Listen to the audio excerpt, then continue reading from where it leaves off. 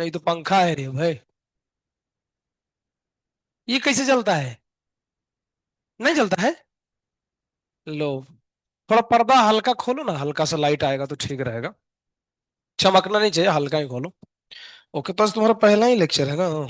बढ़िया। थोड़ा सा उसको बंद करो ना, दरवाजा खुला है, पूरा चिपका दो। कॉपी निकालो तो क्या पढ़ाया था, थोड़ा सा रिकेप कर देता हूँ, वो है ना। चलो देखो। हाँ। नमस्ते नरसिंहाय। तो मैटर का कुछ सॉल्यूशन निकला लड़का लोगों का, एप्लीकेशन का? सर का कुछ रिप्लाई आया क्या? आए? नहीं आया। एक्चुअली आएंगे, राज सर आने के लिए बोले हैं। राज सर मेरे को बोला कि ना कि मैं क्लास में आऊंगा, और क्लास में आकर ही तुम लोग से पूछेंगे। ऐसा है, तो लोगों ने लेटर दिए हैं।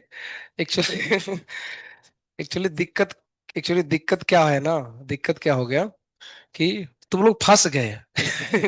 जिन लोगों ने कंप्लेन किया ना, वो कभी कभी होता है ना, हम गलत जगह हाथ डाल देते हैं, है ना। जैसे कि मान लो, कोई आदमी का नेचर है, कई लोगों के साथ वैसा किया है, लेकिन अगर तुम गलत व्यक्ति के चक्कर में फंस जाओगे ना, तो फिर गड़बड़ कर देता है। जैसे बोलते हैं ना कि तो होता यही हो गया दिक्कत। तो तुम लोगों ने कंप्लेन किया, अच्छी बात है, लेकिन हम उसको बहुत सीरियसली ले लिए, है ना, इसलिए उसको बोलते हैं ना, तिल का ताड़ बन गया। तिल का ताड़ समझते हो? मैटर बहुत छोटा था, वो बढ़ चढ़ के बड़ा हो गया, है ना, बिना मतलब में।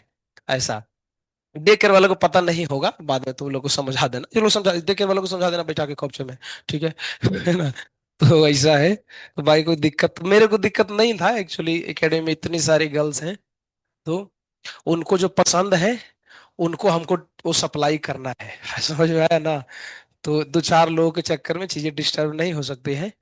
तो कोई बात नहीं, राज सर बोले ना कि अभी आप जैसे करा रहे हो कराओ, हम बात करेंगे, लेकिन बात वो कुछ नहीं है, वो आएंगे यही पूछेंगे तुम लोग से जो हम इन लोगों से कल पूछा था, है ना। तो ज्यादा कुछ है नहीं मैटर, मैटर सॉल्व ही हो गया है लगभग। तो सर आएंगे पूछेंगे तो बता देना कि सर ऐसा कुछ दिक्कत नहीं है, अपने को जमता है, ऐसा, है ना। क्योंकि मानते कुछ लोग को बहुत खराब भी लगा होगा, उस दिन हम मीटिंग किए तो ऐसा होता है, तो जो पढ़ने वाले लोग हो, लड़का लोग तो का तो कोई प्रॉब्लम नहीं है, बाकी लड़कियों में सब लोग ठीक है। दो चार लोगों को जो दिक्कत था, वो समस्या का समाधान हो गया है। तो तुम लोग सीरियसली नहीं लेना, हम पढ़ाएंगे तुमको, अच्छे से ही पढ़ाएंगे, ऐसा नहीं है ना। तो ऐसा जिंदगी में ध्यान रखना, हम हमेशा दो तीन चीज बोलते हैं ना। देखो होता क्या है कि तुम्हारे बैच में पहले ऑलरेडी कई बार कांड हो चुके हैं, है ना, विकास सर के साथ, है ना। सबसे ज्यादा अगर एकेडमी में कोई बैच ने कांड किया है, वो B3 ने किया है।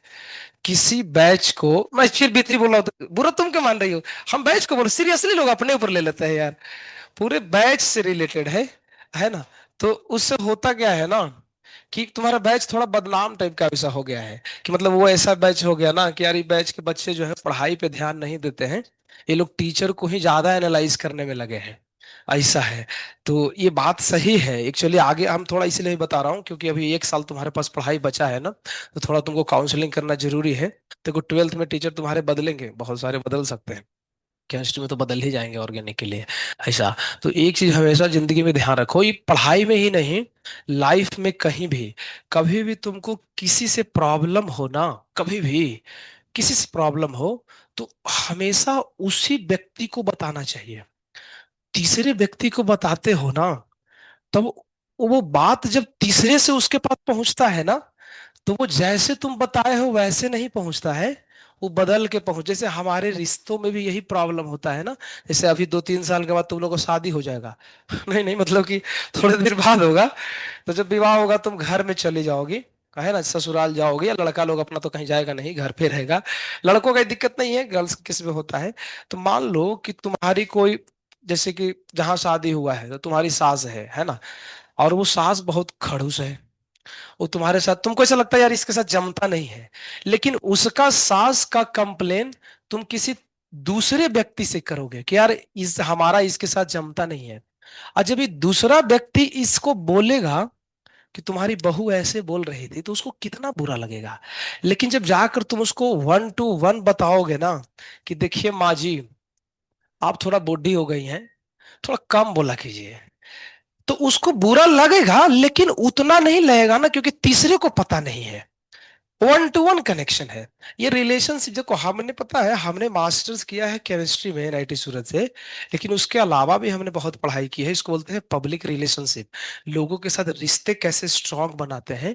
उसमें इंपॉर्टेंट चीज यही है कि जब भी जिससे प्रॉब्लम हो ना, उसको सीधा बोलना चाहिए। सीधा बोलोगे ना तो वो आदमी को लगेगा अच्छा ठीक है, इसको दिक्कत है, तो हम कुछ करते हैं। लेकिन जब दूसरे को बोलते हो, उसके माध्यम से पहुंचता है ना, तो चीजें गड़बड़ हो जाती है। तो यही थोड़ी बहुत मिस्टेक हो गया। ऐसा नहीं कि सब लोग, कोई लड़का लोग तो, कोई लड़कियों में कोई नहीं है। दो चार लोग को दिक्कत है तो मैटर बहुत सॉल्व हो गया है। तो सर आएंगे। आज तो नहीं आएंगे, अभी सर बाहर है, मैं भी इधर नहीं है, वो कहीं गए हैं।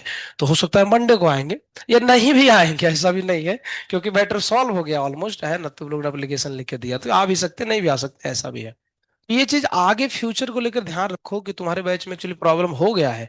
आगे ट्वेल्थ में टीचर बदलेंगे, तो हो सकता है वहां भी तुमको थोड़ा सा प्रॉब्लम आए।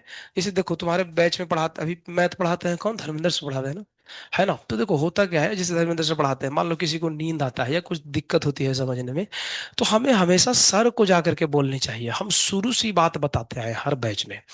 जिसको भी दिक्कत है ना, उस पर्टिकुलर टीचर से बोलो, ना कि उस उनके साथ जो प्रॉब्लम है वो किसी थर्ड टीचर से बोलो कि सर हमको ये वहां दिक्कत हो रहा है। मतलब ये बताता है ना कि हमारा इंटेलिजेंस लेवल बहुत वीक है। सोचने वाली बात है ना, हम किसी थर्ड से बोल सकते हैं। अब जैसे राज सर से जो बोलते हैं, बच्चे लोग कंप्लेन करते हैं, राज सर जितने कंप्लेन करते हैं उसका कोई सॉल्यूशन नहीं दे सकते हैं। क्यों? पढ़ाते हम लोग है ना। तो तुम्हारा क्या औकात है, क्या तुम समझते हो, हमको पता है। राज सर को तो ओवरऑल मैनेजमेंट का पता है, हॉस्टल में दिक्कत है तो वो बता सकते हैं। राज सर को क्या पता है कि तुम्हारे जीवन में क्या प्रॉब्लम है, तुमको नहीं समझ में आ रहा है, तो राज सर क्या करेंगे? वो बोलेंगे ठीक है, दूसरा टीचर लाके डाल देते हैं, कोई दूसरे बैच का डाल देंगे। फिर नहीं समझ में आएगा। ये सब चीज धीरे धीरे सीखो, आगे जीवन में बहुत काम देगा। कभी भी किसी का ऐसा नहीं कि सबके प्रॉब्लम है, कुछ का होगा, किसी सर के साथ नहीं जमता हो, या उनको पढ़ाने का तरीका नहीं अच्छा हो, या कुछ भी हो, तो आप उनको पर्टिकुलरली बोलो कि सर आप जो ऐसे कराते हो ना, थोड़ा ऐसे अगर कराते तो कैसा रहता। तो उनको सुन करके बहुत अच्छा लगता है। क्योंकि हर व्यक्ति है ना, अपने को इम्प्रूव करना चाहता है कि ठीक है, मान लीजिए 100 लोग में से 90 लोग हैं एकदम डन है, और 10 लोगों को कोई चीज नहीं पसंद है, तो वो 10 लोगों के लिए वो काम करेंगे क्योंकि उनको ही पसंद करना है, ऐसा है। तो ये सब चीजें तुम लोग अगर थोड़ा इंप्रूव करो तो तुमको आगे फ्यूचर में काम देगा। नहीं तो ये जो टेंडेंसी बन जाती है ना, लोगों की जज करने की, ये फ्यूचर में तुम्हारा भविष्य पूरा चौपट कर देगा। उसको बोलते हैं सब कुछ सर्वनाश हो जाता है। ये सब चीज ध्यान रखा करो ऐसा करके। तो तुम लोग से गलती थोड़ा यही हो गया कि अगर मेरे से आके बताते ना तो मैटर बहुत जल्दी सॉल्व हो जाता, लेकिन मेरे से नहीं बताए तो फिर दिक्कत हो जाता है। हम क्या है ना, हम दूसरे तरह के इंसान है। तुम लोग जो 10 तक टीचर से पढ़े या एकेडमी में जितने सर हैं, वो एक ढंग के हैं, हम थोड़ा अलग ढंग के इंसान ही अलग हैं। हमारे साथ कुछ भी अगर ऐसा होगा ना, तो हम लोगों को सामने बैठा करके सब कुछ डिस्कस करते हैं। बीच में तीसरा व्यक्ति नहीं है कि हाँ ऐसा बच्चे लोग बोल रहे थे तो ऐसा। जैसे जो कंप्लेन किए, तुम लोग सोचे कि कंप्लेन करेंगे ना तो सर कुछ सुधार करेंगे, सलाह हम बिहारी हैं, बचपन से नहीं बदले ना बदलेंगे। हाँ, ये जान लो, है ना। हम हमारे लिए ये जो टीचिंग है ना, ये पैसा कमाने का धंधा नहीं है। आज भी हमारे पापा के पास रियल एस्टेट का बिजनेस है, लेकिन हम फिर भी क्यों करते हैं ना, क्योंकि इसमें मेरे को मजा आता है। और कोई हमारा मजा अगर छीनना चाहेगा ना, तो फिर प्रॉब्लम हो जाएगा उसके साथ, ऐसा है। तो इसीलिए मैं तुम लोग से रिक्वेस्ट करता हूँ, हम पढ़ाते हैं, तुम लोगों ने ऑब्जर्व किया होगा, हमारे लिए केमिस्ट्री बोरिंग नहीं है। हमको मजा आता है, कई बार हम बोले हैं। तो मजा, हम उस मजा को तुमको फील कराना चाहते हैं, और वो फील करके तुम पढ़ाई में मजा लो। लेकिन तुम अगर जज करोगे, अरे सर तो ऐसे बोल दिए, अरे भैया हम पूरे क्लास को बोल रहे हैं, ऐसा थोड़ी किसी को गाली दे रहे हैं स्पेशल, पूरे क्लास को हम हंसी मजाक करा रहे हैं, तो उसको सीरियसली नहीं लेना चाहिए। और फिर भी ऐसा हो जाए, मान लो कि तुम्हारा दिमाग सड़ा हुआ है, अब सड़े हुए दिमाग को कभी कभी प्रॉब्लम हो जाता है, तो जब प्रॉब्लम हो भी जाए ना, तो आके बोलना चाहिए कि सर ये, जैसे एक बार हुआ था बीटू में, कोई गर्ल्स थी, उसके मम्मी का मैंने मजाक उड़ा दिया था, ऐसा। तो वो आके मेरे को बोले कि सर मम्मी पे मत बोलो सर, मेरे को बोलना है बोलो कुछ ऐसा। तो मेरे को अच्छा लगा कि देखो, फिर उसको मैं बोला कि देखो तुम्हारी मम्मी और मेरी मम्मी बराबर है रे, है ना, तो मजाक उड़ाना बनता है, मैं अपनी मम्मी पे मजाक उड़ाता हूँ। तो वो डन हो गया ना। अब वो बोलती कि नहीं, वो जाती रात सर को, सर मेरे मम्मी को मजाक उड़ाते हैं। अरे भैया कोई मैटर ही नहीं है ना। तो ऐसा है, पहले तो प्रॉब्लम होना नहीं चाहिए, कभी कभी ऐसा लग जाए ना तो बड़ा सिंपली सॉल्व कर सकते, मेरा कहना है ना। कि हमेशा क्लैरिटी होना चाहिए। अगर मन में एनवियसनेस है, ईर्ष्या और द्वेष है ना, तो व्यक्ति का सर्वनाश हो जाता है। और स्पेशली ये मेरे केस में ऐसा अगर तुम्हारे साथ होता है कभी ना, क्योंकि देखो हम टीचिंग में, मेरा 5th ईयर ही चल रहा है, 5वां साल हो गया, कॉलेज के 2nd ईयर से पढ़ा रहे हैं। और बहुत सारे लोगों को पढ़ाया है हमने, बच्चों को बहुत अच्छे से एनालाइज किया है। एक बच्चों को क्या देना चाहिए ना, वो भी मेरे को पता है। कौन बैच में क्या बोलना है ये भी मेरे को पता है। जेई के बैच में क्या बोलना है और नीट में कितना बोलना है भी अंतर है। जो नीट में बोलते हैं वो जेई में नहीं बोल सकते हैं, ऐसा भी है। तुमको पता है किस स्टूडेंट को क्या देना है। ऐसा नहीं है कि अब तुम डिसाइड करोगे कि आप ये पढ़ाओ, तो भैया इतना सारा बॉयज, लड़का लड़की है, सब लोग बोलेगा सर आप ऐसे करो, वो बोलेगा ऐसे करो, तो हम किसके हिसाब से करें। तो एज ए जनरल करना चाहिए। तो ये चीज मैं इसलिए समझा रहा हूँ क्योंकि मैटर तुम्हारे ही बैच का है। तो बाकी भी लड़कियां हैं, तो तुम लोग जो इतने गर्ल्स लोग हो, इस बात को उनको कन्विंस करो, है ना, कि ऐसी चीजें होती है। बाकी प्रॉब्लम्स बाकी बैचेस में नहीं है, बॉयज का कोई प्रॉब्लम नहीं है, मैं बता रहा हूँ। बॉयज लोग इस सारी बातों को बस खाली सुनो, बस मान लो कि ऐसे ही है। तो गर्ल्स लोग का प्रॉब्लम है, तो इसीलिए है। अदरवाइज इसमें दिक्कत होगा, बहुत दिक्कत होता है दूसरे लोगों को। क्योंकि फिर हमको तो कुछ नहीं, हम तो ऐसे भी पढ़ा सकते हैं, पिछले क्लास में हमने पढ़ाया ना सीरियसली, अपने को समस्या क्या है, हमको कोई दिक्कत नहीं है। लेकिन हाँ, वही है ना, जो मजा है ना, वो तुमको नहीं मिलेगा तो प्रॉब्लम हो जाएगा, इसीलिए ऐसा। तो कुछ भी नहीं है, मैटर सॉल्व हो गया है। अगर तुम ऐसा, किसी को ऐसा लग रहा हो तो आप दिल में मत लो, है ना, हम बुरा नहीं माने हैं। लेकिन हाँ, बाकी लोगों को दिक्कत है ना, बाकी गर्ल्स को लग रहा है कि नहीं सर ऐसे ही हमको पसंद आता है, तो हम उनको नुकसान नहीं पहुंचा सकते हैं, इसलिए अपन बदलने वाले नहीं है। ठीक है, जो है वही रहेगा। ठीक है, निकालो, चलो चालू करते हैं। थोड़ा सा कॉपी दो ना, लिखेंगे नहीं पूरा, हम लिखेंगे तो फिर लफड़ा हो जाएगा, फिर टाइम पास होगा। ये हम खाली रिकेप कर देते हैं, फिर सवाल पे भी हम लोग आएंगे ना। चलो, ये तो पेंसिल से ही लिख रही है सालों से। कहाँ से चालू, कहाँ से होता है। देखो, एक चीज तुमको बताता हूँ, हम लगता है कहाँ से पढ़ाए थे। अरे पिछला क्लास वाला खाली बताओ ना। हैं? ये टॉपिक लगता है मैंने पढ़ाया था, कैलकुलेशन ऑफ डेल्टा एच, क्या बोलते हो। देखो तो, है ना। तो देखो, मैं इधर बोर्ड पे देखना, खोले रखना, देखो मैं क्या क्या बात बताया था। शॉर्टकट में बताओगे ना, एकदम टू द पॉइंट, ज्यादा समझ में आता है। हमने बताया था लैपलेस एंड लेवोजियर्स लॉ। इसमें कितनी बातें तुमको ध्यान रखनी है ना, बहुत सीधा है, जरा ध्यान से सुनो। जैसे ये है बर्फ, क्या है, बर्फ है। ये बर्फ पानी में कन्वर्ट होता है, ठीक है। हम लोग सब लोग जानते हैं कि अगर बर्फ को पानी में कन्वर्ट करना है तो उसके लिए इसको गर्म करना पड़ता है। अच्छा, गर्म करेंगे तो इसकी डेल्टा एच पॉजिटिव होगी कि निगेटिव होगी। क्यों पॉजिटिव होगी, गर्म करेंगे ना तो हीट हम डालते हैं, तो हीट जब डालोगे तो डेल्टा एच पॉजिटिव होगा। लेकिन लैपलिस ने बोला कि अगर सॉलिड से लिक्विड बनाने के लिए तुमको हीट डालना पड़ता है, अगर रिएक्शन उल्टा तुम करोगे, लिक्विड से सॉलिड बनाओगे तो हीट डालेंगे नहीं ना। अरे भैया, जब डाले थे तो सॉलिड पिघल के लिक्विड बन गया। अब लिक्विड जब सॉलिड बनेगा तो हम गर्म थोड़ी ना करेंगे, उसमें से गर्मी को क्या करना पड़ेगा, निकालना पड़ेगा, यानी कि उसकी डेल्टा एच क्या होगी, निगेटिव। तो देखो क्या बोलता है, पॉजिटिव मतलब एंडोथर्मिक और निगेटिव मतलब, तो यही है लैपलेस और लेबोजियर। इसको समझ लो ध्यान से, कि अगर कोई रिएक्शन फॉरवर्ड में एंडोथर्मिक है तो बैकवर्ड में क्या होगा, एक्सोथर्मिक। तो ये सवालों में काम आता है, तो यही बात एक हमने चर्चा किया था। इसके बाद एक और लॉ पढ़ाया था, तो क्या नाम था उसका, हेस लॉ।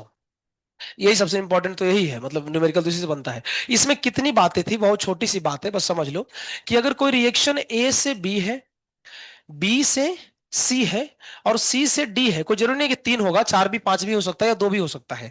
लेकिन अगर इस रिएक्शन को हम डायरेक्ट कराना चाहते हैं, तो बोला गया इस रिएक्शन की अगर डेल्टा एच मान लीजिए एक्स है, इसकी बाई है और इसकी जेड है, तो ये जो नेट, अब नेट रिएक्शन मतलब क्या होता है, इसको ऐड करोगे तो ये सब क्या होगा, कट जाएगा। तो नेट रिएक्शन की जो डेल्टा एच होगी ना, हमने क्या बोला था कि तीनों को क्या करो, ऐड करो, मल्टीप्लाई नहीं होता है, क्या करते हैं, ऐड। इसलिए इसके लॉ का नाम क्या है, हेस लॉ ऑफ कांस्टेंट हीट सम्मेशन।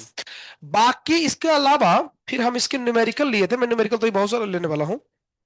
एक कॉन्सेप्ट आओ जो मैं तुम लोग को समझा ही देता हूं, अच्छा रहेगा। ये मैं समझा देता हूं, क्या बोलते हैं। एक कल पढ़ाया था ना ये टॉपिक, डेल्टा एच सॉल्यूशन, देखो तो, हीट ऑफ सॉल्यूशन क्या लिखा था formula, delta H lattice energy plus delta H hydration energy. आज मैं इसको समझा देता हूँ, कई लोग भुला गया है, सागर से ने पढ़ाया तो कई लोग बोल रहे हैं याद ही नहीं आ रहा है। सुनो जरा ध्यान से, पूरा इसको डीप में समझाता हूँ। देखो इधर क्या होता है, इसको समझ लो। ये है बीकर, ठीक है। इस बीकर में हमने पानी को भरा है। अच्छा, ऊपर से हम क्या किए ना, एक बोरा लेकर के आए हैं और इस बोरे में हमने भर दिया नमक को। अच्छा, नमक का फिजिकल फॉर्म क्या होता है? सॉलिड होता है। तुम इस नमक को धीरे धीरे उठा करके पानी के अंदर डालो। इसका फॉर्मूला लिख लो पहले, NaCl। जब इस नमक को हम पानी में डालेंगे तो जरा ध्यान से सुनना। पहले नमक सॉलिड फॉर्म में है, जैसे ही पानी में जाएगा वो एक्वस बनेगा, मतलब भीगेगा। भीगा दो तो ये NaCl भीग करके क्या बन गया? NaCl aqueous. अभी सुनो, जब NaCl एक्वस बनेगा तो ये ब्रेक भी तो करता है ना। अभी ब्रेक कैसे करता है? Na+ और Cl- में। तो सुनना, आगे पढ़ोगे क्लास 12th में, ये वाटर की एक प्रॉपर्टी होती है, इसको बोलते हैं डाइलेक्ट्रिक कांस्टेंट। मे भी हमें लगता है इनऑर्गेनिक भी सर कहीं बताए होंगे। बताएं क्या? ये बताए होंगे। सुनो होता क्या है, हम जैसे ही पानी बोल रहे हैं, नमक को जैसे ही पानी में डालते हैं तो ये जो सॉलिड है ना, सॉलिड पहले तो भीग गया, तो भीग करके बन गया एक्वस फॉर्म में। अब ये एक्वस फॉर्म ब्रेक करता है। जब ब्रेक करता है तो ये कन्वर्ट हो जाता है Na+ और Cl- में। अब जरा सुनो, कहीं भी दुनिया में किसी को तोड़ना है ना, तो ऑटोमेटिक नहीं टूटता है, इसके भीतर कुछ एनर्जी देनी पड़ती है। जो एनर्जी लगता है इस सॉल्ट को आयन में ब्रेक करने में, उसी एनर्जी को बोलते हैं लैटिस एनर्जी। ये तो इनऑर्गेनिक में भी हम पढ़े हैं, यहां तक सही था। आगे सुनो, जैसे ही आयन के फॉर्म में ब्रेक हो जाएगा, अब आगे क्या होगा?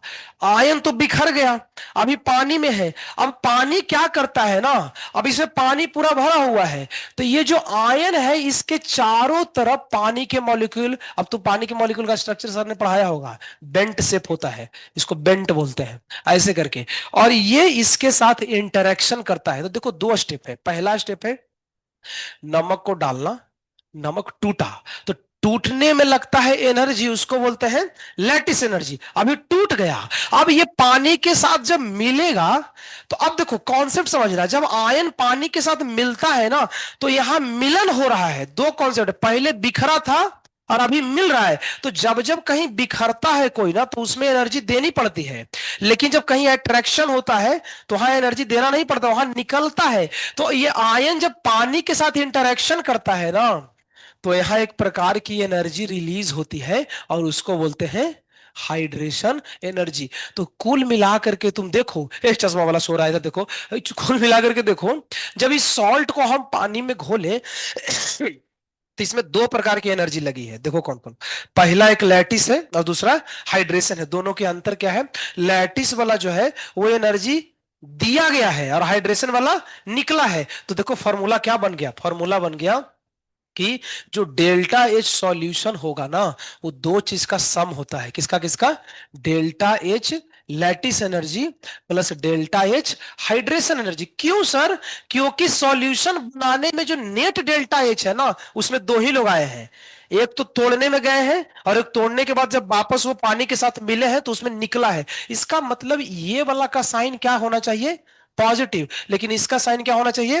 निगेटिव। तो जब हम क्वेश्चन सॉल्व करते हैं ना, तो यहाँ पे जब जब हाइड्रेशन एनर्जी की वैल्यू रखते हैं ना, तो वो माइनस में रखते हैं। परीक्षा में दिया नहीं रहता है। जैसे एक सवाल करता हूं, यहीं से स्टार्ट करते हैं क्लास को। ये क्वेश्चन सॉल्व करके देखो तो। लिखो, फाइंड, ये सब लोग लिखो ना, सो रहा है। हीट ऑफ सॉल्यूशन, पंखा चला तो गर्मी लग रहा है इसलिए तुम लोग सो रहे हो। Find heat of solution if अरे यार, हट, KCl salt is dissolved in water,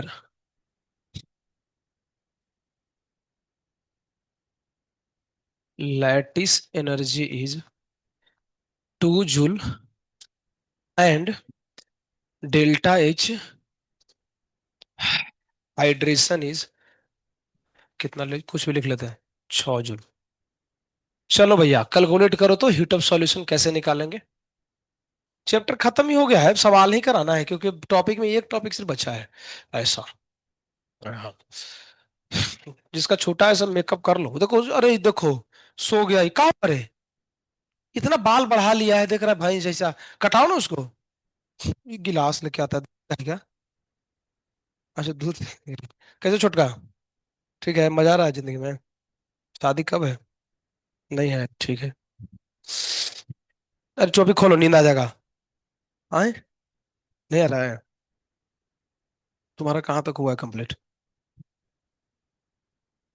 थोड़ा थोड़ा कर रहे हो, ठीक है। ये तो राइटिंग एकदम ऐसा लिखता है यार। ये बोर्ड की परीक्षा में नंबर देगा तुमको कभी?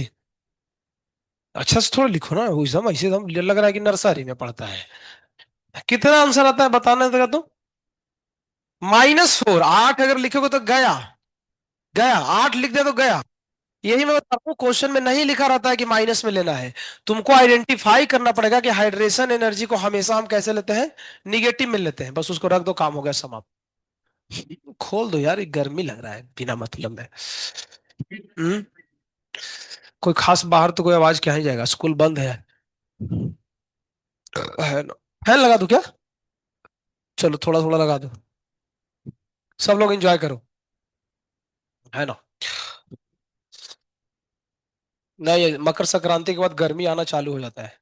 Delta H solution, delta H lattice energy plus delta H hydration energy.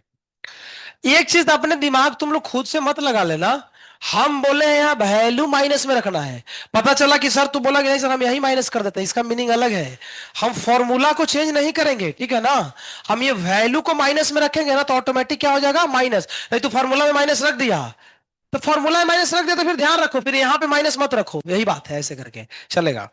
तो उसमें तो हम उतना हम लोग नहीं दिमाग लगाएंगे, हम लोग सीधा सीधा रखेंगे। 2 + -6 तो आ गया -4, तो बात सही है। तो लिखो, इसमें तो बहुत सारे कॉन्सेप्ट है यार, मैं कैसे बताऊं तुम लोग को। एक्चुअली ये सर ने बताया है क्या तुम लोग को इनऑर्गेनिक में, कि अगर हाइड्रेशन एनर्जी ज्यादा हो लैटिस एनर्जी से तो बनने वाला कंपाउंड आयोनिक कंपाउंड होता है।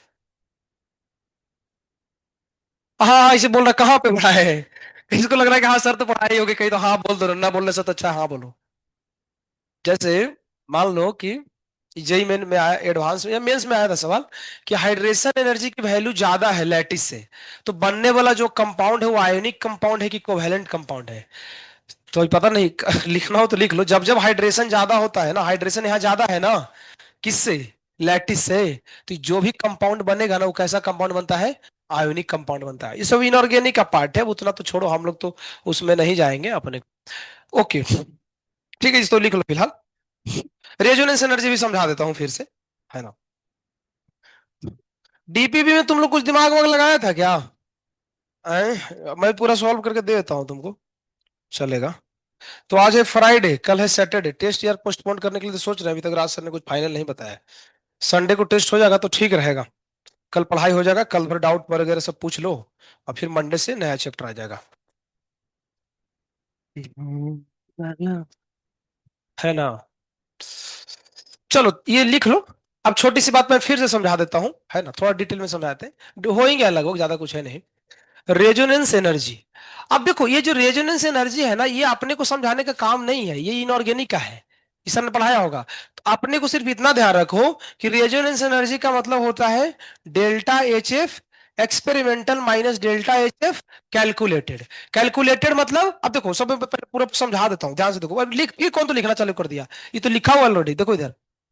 जब जब तुम क्वेश्चन देखोगे ना तो उसमें एक्सपेरिमेंटल डेल्टा एच जब क्वेश्चन में दिया रहता है, वो जैसे पिछला दिन वाला क्वेश्चन बताए थे ना, उसमें देखो क्वेश्चन में लिखा रहेगा कि हीट ऑफ फॉर्मेशन किसी कंपाउंड की एक्सपेरिमेंट से इतनी आती है। तुमको क्या करना है ना, अब जो बाकी बचा हुआ सवाल है ना, तो वहां से कैलकुलेट, देखो कैलकुलेशन करो, और खुद के कैलकुलेशन से डेल्टा एच एफ निकालो।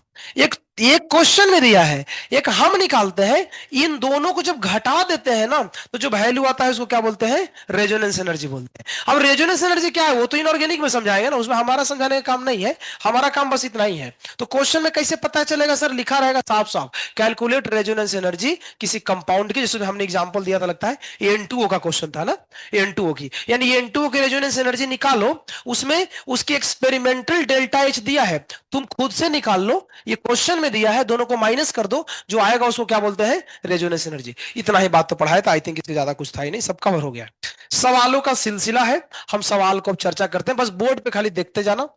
एक काम करो, कोई जाओ ना गणेश सर के पास, उनको बोलो ना कि ये वाला पीडीएफ जो है, तुम जाओ तो वो मैं पीडीएफ उनको भेज रहा हूँ, वो पीडीएफ पैनल में डालने के लिए, मतलब कल जो भेजा था तू लोगों को। कहाँ गया? गणेश बाबू, उनको बोलो। पैनल ने बोलना, नहीं उसमें मत बोलता। ला ला ला ला ला, हे, हे। ओके। हरे रामा, हरे हे रामा।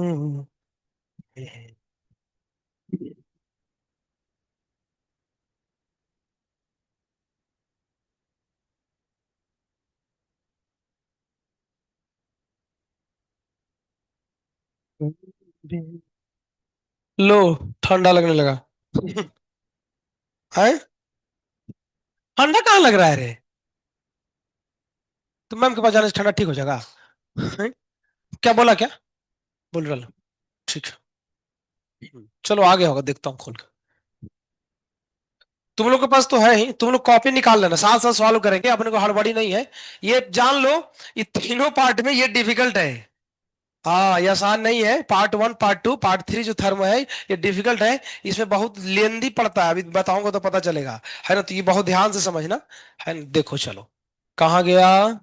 ओके, 16 तारीख की डेट में आया क्या? अभी तक डाला ही नहीं उन्होंने।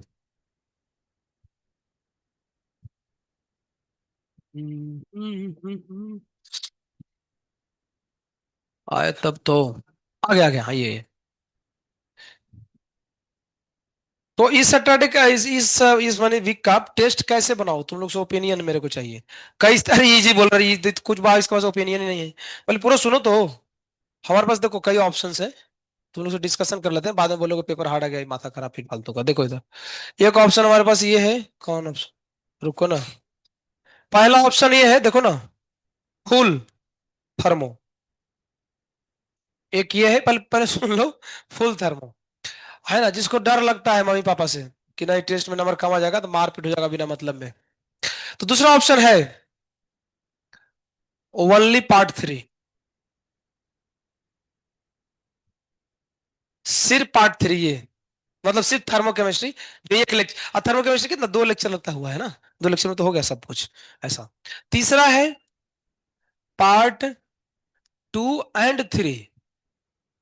तीन ही ऑप्शन हो सकते हैं, या तो पूरा, या तो ओनली, या तो ओनली। ओनली पार्ट टू नहीं, पार्ट टू पार्ट थ्री। एक ये ऑप्शन है। पार्ट वन हम स्किप कर सकते हैं। सिर्फ पार्ट थ्री, सिर्फ थर्मोकेमिस्ट्री, पूरा रिएक्शन वाला सवाल। हाँ ना, आगे पीछे करो ऐसे करके। और एक है फुल थर्मोडायनेमिक्स। है ना? फुल। तो फुल थर्मो में फायदा तुमको ये है, सबके अपने अपने फायदे हैं। इसमें फायदा ये है कि तुमको पढ़ना कम पड़ेगा, इतना ही में से घुसा घुसा के सवाल खोद खोद के पूछेंगे। है ना? एक ये है, पूरा पूछेंगे तो 25 सवाल हमको पूछना पड़ेगा। तो फिर ज्यादा नहीं इधर से पूछ पाऊंगा, पार्ट थ्री से 4 5 क्वेश्चन, फिर सब मिला करके ऐसे करके। बढ़िया होता है, फुल पूछने में बेहतरीन है। सबसे अच्छा स्ट्रेटजी है। तो अगर तुम पूरा अगर पढ़े हो तो सब कुछ दिक्कत है ही नहीं। ऐसा करके। है ना? और सवाल प्रैक्टिस तो हो ही जाएगा, ऐसा है नहीं, अभी 2 3 दिन में और कराऊंगा तो चीजें हो जाएगा, तो चलेगा। तो पूरा ही मैं डालता हूँ, कोई दिक्कत नहीं है। पेपर ज्यादा भारी नहीं रहेगा, आसानी रखते हैं। चलो तो आ गया ना? अरे कहाँ गया? तो कॉपी निकाल लो। कॉपी निकाल लो। और अभी हम सॉल्व करेंगे। ऐसा नहीं कि हम सॉल्व करके बता, क्योंकि पहले हम किए थे, क्योंकि अब समय मेरे पास है, जीटी पोस्टपोन्ड हो गया है। तो ज्यादा हड़बड़ी करने की जरूरत नहीं है। तो इसको करते हैं हम लोग साथ साथ। चलो, कॉपी निकालो, रफ कॉपी मत लिखो। मैं तो बोलता हूँ यार, सब कुछ मेन कॉपी में ही लिखना चाहिए, रफ क्या होता है। ठीक है, अपने हिसाब से देख लो। है ना? ये सवाल तो आई थिंक तुम लोग से हिला भी नहीं होगा। हिला दिया? बाय। चलो ठीक है, तो देखो यहाँ लिखा है x/x2 और बाई टू। इनकी कुछ तो दिया है यार, क्या दिया है? बॉन्ड डिसोसिएशन एनर्जी दिया है। Delta H F of the formation of x by. चलो सुनो, पूरा ध्यान से सुनना, सवाल करते कैसे हैं। क्वेश्चन में क्या लिखा है, पूरा जो बता रहा हूं लॉजिक ना, यहां से सवाल आता है। वो जो थ्योरी सब लिखे हो ना, वो सब कोई क्वेश्चन से नहीं बनेगा। हमने बहुत सारे डेफिनेशन लिखा है ना, heat of formation, heat of combustion, कोई सवाल एग्जाम में नहीं आने वाला है। वो सिर्फ कहने के लिए किताब में दिया, इसलिए हमने लिखा है। क्वेश्चन ये आएगा, ये सीख लो कैसे बनाते हैं। कोई क्लास नहीं भी अटेंड किया है ना, भाड़ में जा, कोई लेना देना ही नहीं है। ये आना चाहिए सॉल्व करना। सुनो क्या है, किसके फॉर्मेशन की चर्चा की है?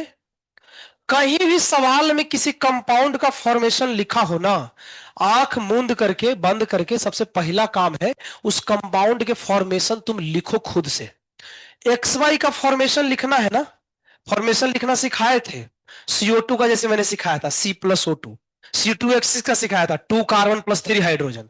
तो अगर एक्स वाई का फॉर्मेशन लिखना है तो हम राइट में ऐसे लिखेंगे एक्स बाई, तो ये दो ही आइटम से मिलके बना होगा, एक तो X2 होगी और दूसरी बाई 2 होगी। पता कैसे चल रहा है, क्वेश्चन में दिया है देखो ना। यानी कि हमको लेफ्ट साइड में दोनों को लिखना चाहिए, X2 को और बाई 2 को, यही दोनों को मिलाने से वो बनेगा। अच्छा, इसको थोड़ा खोल करके लिखो ना बॉन्ड को, तो लिखेंगे एक्स एक्स बॉन्ड, इसको लिखेंगे बाई बाई बॉन्ड, और इसको लिखेंगे एक्स बाई बॉन्ड। अब सवाल को जरा ध्यान से देखो, तो इसका डेल्टा HF क्वेश्चन में दिया है कितना, -200।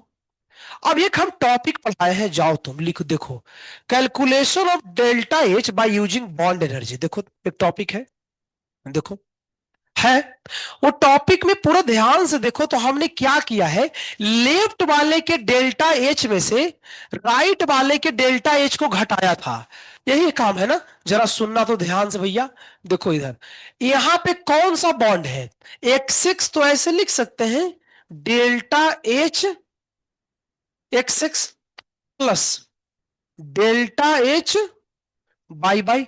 क्या रिएक्टेंट को निपटा दिया हमने, सब खत्म हो गया। अब बचा कौन है, प्रोडक्ट, तो लिखेंगे minus delta H X by, और ये जो नेट डेल्टा H है ना, रिएक्टेंट माइनस प्रोडक्ट, ये किसी और नहीं इसी के बराबर आता है, -200 के। पता चला, देखो फिर से आ जाओ, लिखा है ना भैया कि इसके फॉर्मेशन का हीट इतना है, इसके फॉर्मेशन का हीट इतना है, मतलब पूरे रिएक्शन के डेल्टा H दी है। तो हम पूरे रिएक्शन के डेल्टा H को इस फॉर्म में लिखेंगे, बॉन्ड एनर्जी के फॉर्म में। तुम बोलोगे सर आप ऐसे बॉन्ड एनर्जी से लिखना क्यों चालू कर दिए, क्वेश्चन में हिंट है, पढ़ो क्या लिखा है। ये बॉन्ड डिसोसिएशन एनर्जी इनका इस रेशियो में है, तो ये हिंट दे रहा है कि हमको किस मेथड को फॉलो करना है, बॉन्ड एनर्जी वाले मेथड को। अब जरा देखो तो, क्या इसको मान लूं कि ये एक्स है, इसको बोल दूंगा फिर एक्स ही, लेकिन इसको गड़बड़ है, X/2 हाफ लेना पड़ेगा ना। कुछ मत करो, ये सारा जो वैल्यू है ना इसमें पुट कर दो। ये पहला किसके लिए लिखा होगा, X/, के लिए, तो X/, कहां है, यहां है। यानी कि इसके सामने हमको क्या लिखना चाहिए, एक्स लिखना चाहिए, सही बात है, माइनस, और सुनो ये एक्स किसका होगा, X2 का, यानी हमको X2 यही है ना, इसके सामने भी कितना लिखना चाहिए, एक्स लिखना चाहिए। एक्स, अब X/2 किसका है, बाई का है, तो बाई के लिए यहां पे लिख देते हैं X/2। तो देखो एक इक्वेशन बन गया, जरा गौर से देखो तो, -200 x plus X/2 minus x, तो एक्स एक्स कैंसल, तो X/2 इज इक्वल टू 200, तो एक्स कितना हो गया, 400। अच्छा, एक्स हमने किसको मान रखा है, X/, को, तो लिखो यहां से फाइनल आंसर कि सर X/, की वैल्यू है 400, तो X2 भी कितना होगा 400, क्योंकि दोनों तो एक्स ही है। अब बचा बाई 2 कितना होगा, इसका हाफ कितना 200। अब सवाल में पूछा क्या था, बॉन्ड डिसोसिएशन ऑफ X2 का कितना आया है 400, ऑप्शन में है कहीं, नहीं तो गड़बड़ आंसर हो गया जा, कुछ तो गड़बड़ हो गया। अच्छा, हमने बैलेंस नहीं किया, यहाँ पे, यहाँ पे 2 से मल्टीप्लाई कर दो ऐसे, तो ये डबल हो जाएगा ना, नहीं ये डबल नहीं होगा, ये यहाँ पे हो, कैसे होगा, ये प्लस ये, हाँ यहाँ पे डबल चलेगा, तो 2x, ठीक है, तो X/2 माइनस एक्स, तो कितना बचेगा माइनस, हाँ सही आ रहा है, तो ये x कितना आ गया, यहाँ पे 400 था ना, तो ये आ गया 800, हाँ अभी सही आएगा, तो ये आ जाएगा फिर आंसर में 800 आएगा, ठीक है। तो करना कुछ खास नहीं है, तुमको लेफ्ट में से राइट को बस माइनस कर देना था, हिंट यही है।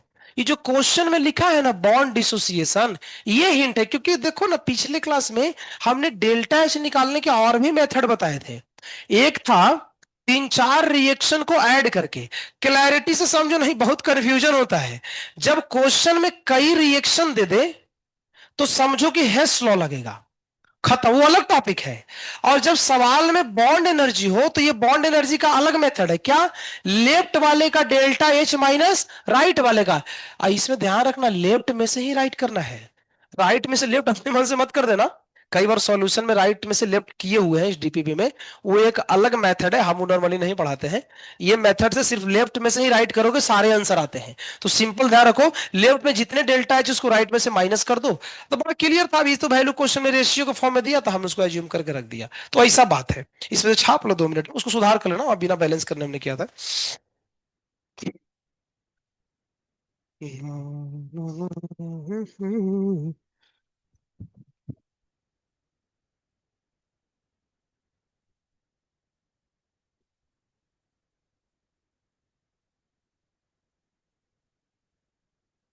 हाँ हाँ हाँ, बोल हाँ। जीटी यार, जीटीआई पहले ये होने दो ना, क्या बोलते हैं स्कूल का एग्जाम, यूनिट टेस्ट होगा तो अभी तो समझ लो कि जीटी में भी 8 फरवरी को होगा। एक हफ्ता तो शिफ्ट करना ही पड़ेगा ना, कैसे कैसे हो जाएगा।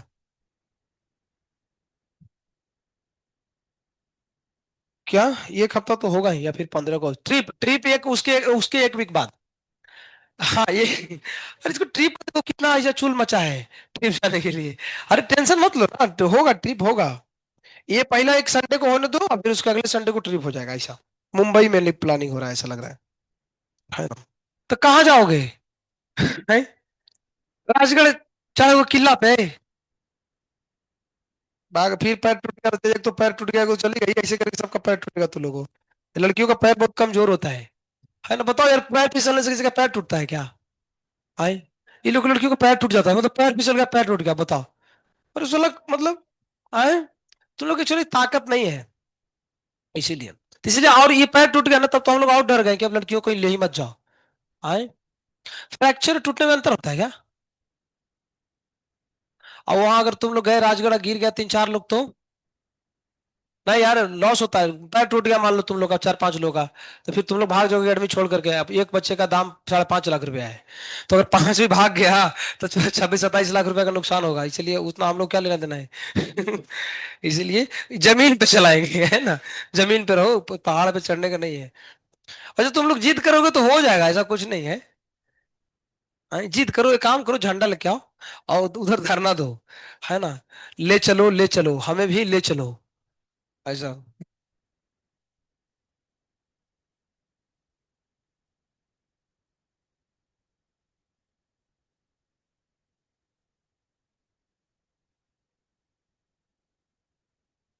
नहीं दिख रहा है बाबू, और उस सुधार के लिखना रहे, 200 गुना करके आंसर गड़बड़ा जाएगा। तो यही बात है। मैं ठंडी हवा तो गर्म हवा थोड़ी ना आएगा। अच्छा तो है, रहो चुपचाप। गर्म लग, खराब लगता है गर्म लगने से। लिख नहीं रहे रे, लिखा दिया, चलो बढ़िया है।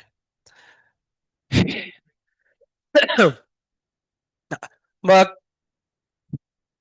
रजाई लेके आया करो ओढ़ने के लिए।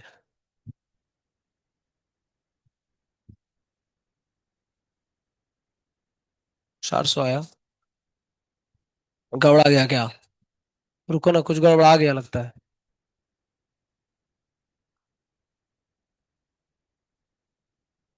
रुको ना यार, क्या बोलते हो? नहीं नहीं नहीं, रुको रुको रुको रुको रुको, रुको जी। अरे रुको, एक रुको, आंसर ऐसे कहाँ गया रे, पेन कहाँ गया? लो साला, पेन भुला गया, जाओ भाग, छोड़ो, इधर है एक पेन, देखो। अरे भैया देखो, एक चीज बताता हूँ, यहाँ पे बॉन्ड एनर्जी कितने मोल का दिया है, और जब हम बैलेंसिंग में यहाँ दूर लिख दिए, तो ये बराबर में 200 नहीं लेंगे, कितना लेंगे? 400 लेंगे। इसीलिए तुम बोलोगे ऐसा हो रहा है। या फिर एक और तरीका है कि बैलेंसिंग आप दो मत लिखो, यहाँ हाफ कर दो, टेंशन खत्म हो गया, तो फिर आंसर सही आएगा। तो यहाँ हाफ कर दोगे तो ये वैल्यू हाफ में जाएगा ना, कौन जाएगा? ये हाफ जाएगा, ये ये तो हाफ, तो हाफ ही है तो हाफ ही छोड़ेंगे नहीं ना, उसको और हाफ करेंगे ना, तो 1/4 हो जाएगा, ये 1/4 हो जाएगा। और फिर इसको सिर्फ क्या लिखेंगे, एक्स। तो अभी अभी लेकिन इक्वेट कर देंगे नॉर्मली 200 से तो चलेगा, ऐसे करके तो आंसर सही आ सकता है। कुल मिलाकर के ये है कि अगर तुम यहाँ बैलेंसिंग में 2 लिख दिए तो 2 मोल का हो गया, तो अब ये 200 नहीं रहा, कितना हो गया, 400 हो गया। मतलब हम बैलेंसिंग के हिसाब से क्वेश्चन को डील कर सकते हैं। लेकिन अगर तुम बैलेंसिंग में दो नहीं लिखना चाहते हो, इसको मैं मिटा कर लिखता हूं, कई लोग को पता है हौच पौच सब हो गया, चला। देखो देखो देखो, फिर से मैं लिख देता हूँ, स्पष्ट साफ लिख देता हूँ, नहीं तो लोग गलत सलत सब छाप लेगा। देखो, यहाँ अगर हाफ लिख लेंगे ना, तो यहाँ दो लिखने की जरूरत ही नहीं है। तो फिर बड़ा क्लियर है, ऐसे लिखेंगे, delta H x x by two plus delta H by by by by, और इनसे घटाएंगे डेल्टा एच एक्स बाई। तो अब मगजमारी है ही नहीं, आप सीधा सीधा चाप दो, रख दो, x by two plus x by two, सही है ना। अब यहाँ पे फिर आएगा टू, बाई बाई का वैल्यू कितना है रे। हाँ, तो यार दो एक और ले लो, ये दो क्यों ले रहे हैं, क्योंकि 0.5 है ना, हाफ उसकी वजह से लेंगे। यहाँ पे लिखेंगे एक्स बराबर में कितना लिखेंगे, -200। अभी इसका तुम कार्यक्रम करो तो आंसर सही बैठेगा। कुल मिला के बैलेंसिंग ध्यान रखना पड़ता है। ठीक है, कर लेना, बस समझा दे, आगे बढ़ता हूँ, एक ही में इतना देर क्यों बैठे रहे। ये क्वेश्चन तो फिर भी इजी था। तो ये भी आसान है अगर देखो तो। क्या लिखा है, energy required to dissociate 4 gram of gaseous hydrogen. अब सुनो जरा ध्यान से, 4 ग्राम गैसियस हाइड्रोजन है, उसको किस में तोड़ना है, एटम में। देखो कितना, ये तो एकदम बहुत बढ़िया सवाल है यार। पहले हाइड्रोजन लिखो H2, इसको तोड़ेंगे तो कैसे बनेगा, H, अरे यार इसको साइलेंट करो पहले, इसको H और H ऐसे लिखेंगे ना, तो हम लिखेंगे दो हाइड्रोजन, तो यहां पे लिखेंगे गैस, यहां पे गैस। सबसे पहले समझो, H2 का मतलब ये बॉन्ड है, हम बॉन्ड पे हीट डालेंगे तो बॉन्ड टूट करके दो एटम बनेगा। दो एटम को लिखने का तरीका है 2H लिखो ऐसे करके। सवाल को पढ़ो जरा ध्यान से, 208 किलो कैलोरी हीट देना पड़ता है कब, यहां क्या लिखा है, जब हाइड्रोजन कितना ग्राम है, 4 ग्राम है। अच्छा, 4 ग्राम का मतलब कितना मोल होगा, 2 मोल होगा। इसका मतलब 2 मोल का हीट कितना है, 208 है। लेकिन यहां पूछा क्या है, बॉन्ड एनर्जी, और बॉन्ड एनर्जी के डेफिनेशन में हमने कुछ लिखाया था। देखो, the amount of heat required to give in to 1 mole bond, यहां 1 नहीं है ना, इसका मतलब 2 मोल को जरूरत है कितने का, 208 का। तो एक को कितने का जरूरत होगा, 208/2, कितना होगा भैया, 104। कॉन्सेप्ट पता चला बॉन्ड एनर्जी का, ये बॉन्ड एनर्जी है। फिर से सुनो, इसे बाद में तुम लफड़ा करोगे एग्जाम में। साफ साफ लिखा है, 4 ग्राम को तोड़ने के लिए इतना चाहिए। अब पहले बात समझ लो, मार्केट में ग्राम नहीं चलता है, मार्केट में मोल चलता है। तो ग्राम को मोल में करोगे तो 4 ग्राम कितना मोल होगा, 2 मोल। अब कई लोगों को लग रहा है भुलाव लग गया लगता है, अरे H2 हाइड्रोजन होता है ना, हाइड्रोजन का मोलर मास कितना होता है, 2 ग्राम। तो 4 ग्राम जब लोगे तो 2 मोल हो जाएगा ना, यानी कि 2 मोल की वैल्यू 208 है। और हमसे पूछा है बॉन्ड एनर्जी। एक बात और ध्यान रखना, सवाल में कहीं नहीं लिखा है ना कि 1 मोल का निकालो। तुमको खुद पता होना चाहिए कि बॉन्ड एनर्जी कितने के लिए कैलकुलेट होता है, एक के लिए ही होता है। तो एक में करेंगे तो कितना होगा, 104, छाप लो 1 सेकंड में। कोई खास नहीं, वैसे आसान है, लेकिन बाद में यही आसान तुमको भारी हो जाता है परीक्षा में जब पूछते हैं तो। ठीक है,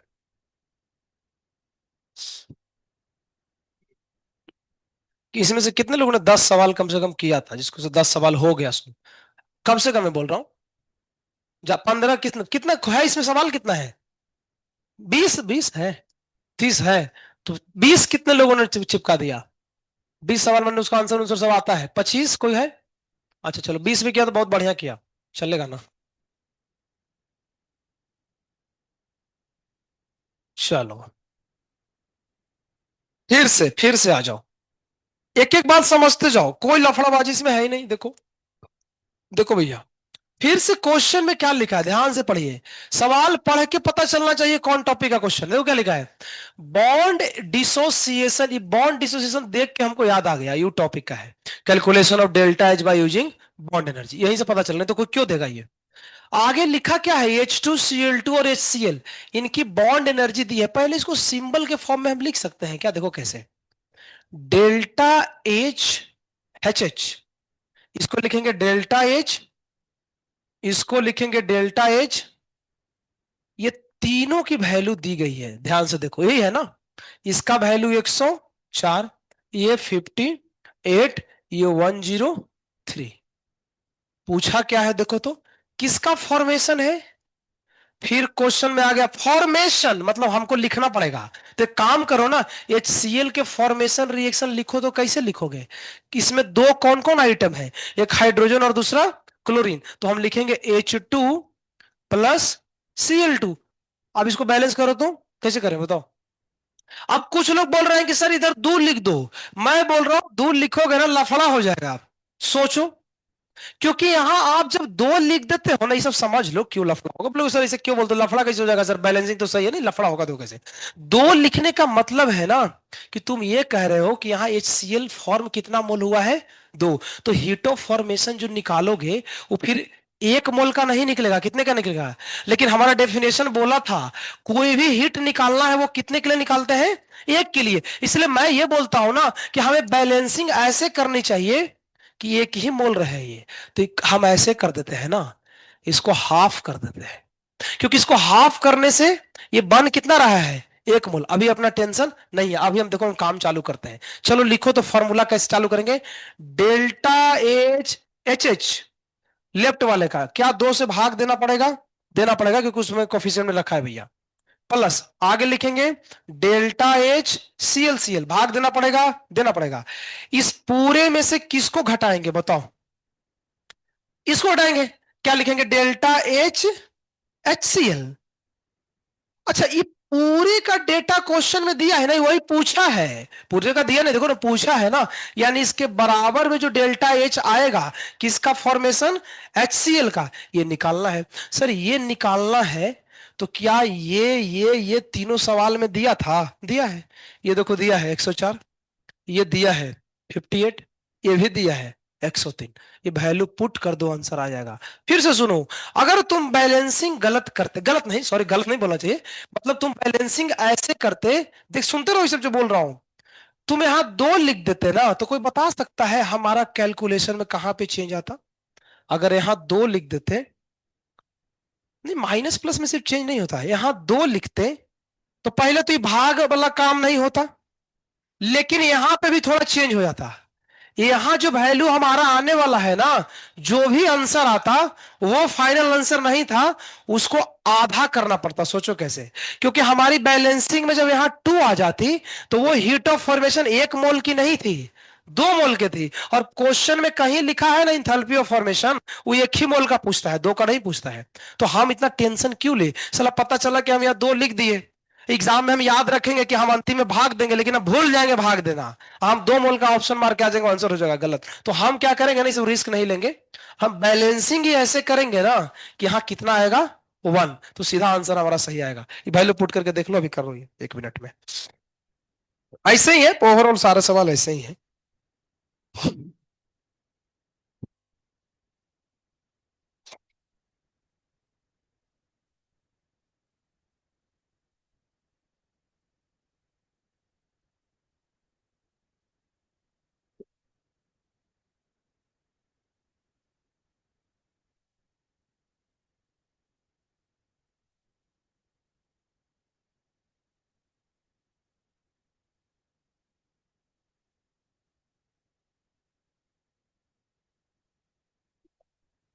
है ना, तो बड़ा सरल है।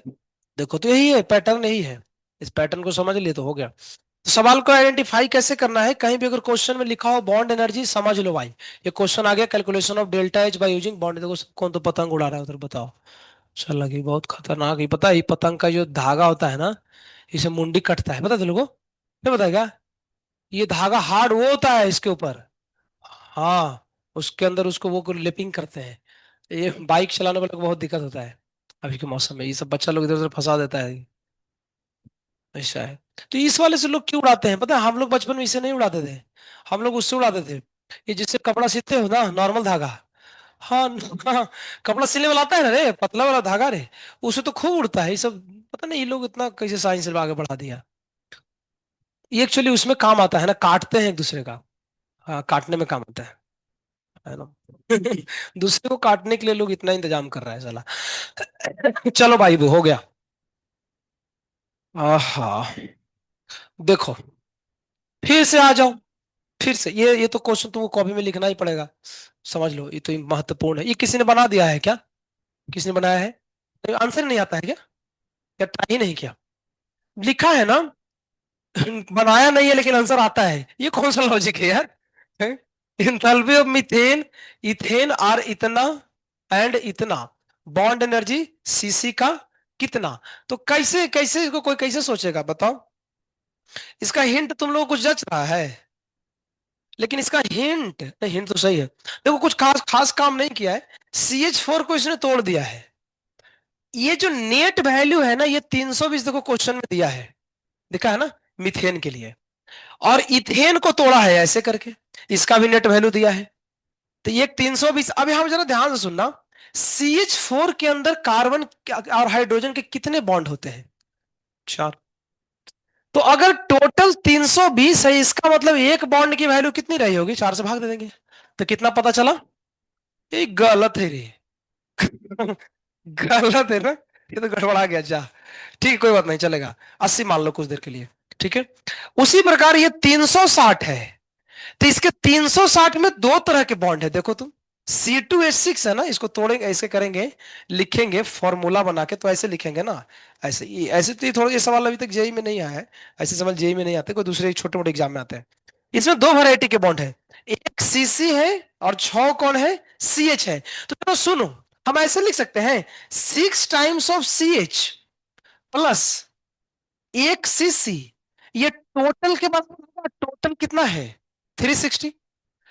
यहां से CH का वैल्यू आया था कितना? 80। तो क्या 80 यहां रख सकते हैं? 6 × 80, तो हमको यहां से कौन मिल जाएगी? CC। और क्वेश्चन में यही तो पूछा है, CC कितना आएगा? आंसर लगता नहीं मैच करेगा। पॉइंट में आ रहा है, ऑप्शन नहीं है ना? नहीं, ऑप्शन ही नहीं है, क्योंकि आएगा 480, 480 घटाओगे तो कितना होगा? -120। ये ले लेंगे, चलेगा, इसमें आंसर गलत ऐसे करते हैं। मैंने क्या बोला, इन दोनों को लिखो, यहां से CH मिला, उस CH को उठा करके यहां डालो, तो यहां से CC मिल जाएगी, ऐसे करके। सिंपल था, सिंपल सवाल है, ऐसे आते हैं कभी परीक्षा में आ सकता है। ठीक है, तो ये तो कर लेने का, और इसमें सवाल भी बढ़िया बढ़िया है। ये भी सेम ही है, इसको ट्राई करना है, तो वो उसी ऊपर ऊपर जैसा ही है। ये तो बना लोगे ना? कैसे? ये निकल रहा है ना, तो कौन वाला है? एक्सो, खत्म। और देख लेते हैं, ये सवाल ये तुम लोग पूछ रहा था ना रेखे सर उस दिन, ये पूछ रहा था ना? हाँ चलो, ये जेई मेन, ये पहला सवाल अभी जेई का आया है। चलो ये मैं बता देता हूँ, सुन लो ध्यान, सीख लो, जेई वाले सवाल सीखना बहुत इंपॉर्टेंट है। ये कोई रिएक्शन है जिसकी डेल्टा एच दिया है, सीखो ध्यान से।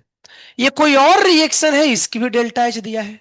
अब हमसे पूछता है इस रिएक्शन का डेल्टा एच निकालो। साफ साफ दिख रहा है ये सवाल हेस लॉ का है, सोच लो।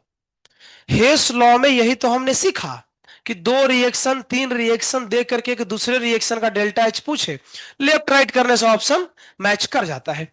अब दिमाग लगाना चालू करो ना, कि इन दोनों को क्या करें कि पैदा होगा। सोचो, पहले तो मान लो कि इक्वेशन नंबर 1 है, इक्वेशन नंबर 2 है, तो क्या करें हम? मुझे ऐसा लगता है कि, बोलो ना, ऐड करने से हो जाएगा क्या? नहीं होगा, क्योंकि देखो जो आइटम हमको चाहिए ना, उस आइटम में सीओ किधर है? लेफ्ट है, राइट है। और हमको यहां सीओ लेफ्ट में मिल रहा है, इसका मतलब ये रिएक्शन को उलटना पड़ेगा। दूसरा वाला सही है, हमको ग्रेफाइट इधर चाहिए, ग्रेफाइट इधर है, तो मैं क्या करता हूं ना, सेकंड को उठा लेता हूं सीधा सीधा। दूसरे को पलटने का मतलब माइनस करना होता है, पलटने का मतलब माइनस करना है। मतलब सेकंड इक्वेशन को ऐड नहीं करो, क्या करो? घटाओ। इतना ही नहीं, जो हमको चाहिए ना उसमें सीओ कितना चाहिए? 1 मोल। मिल कितना रहा है? 2, यानी उसको 2 से क्या कर दो? भाग। तो सेकंड इक्वेशन 2 से भाग, ये करके देखो आंसर आ गया है। सेकंड की वैल्यू कितनी दी है सवाल में जी? -22। -1 की वैल्यू कितनी है?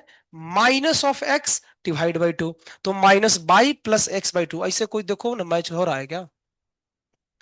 हो तो रहा है, इसका एलसीएम ले लेंगे तो आ जाएगा ना, एलसीएम लो तो कितना आता है? x - 2y/2। तो ये तो है ए, ऐसे था।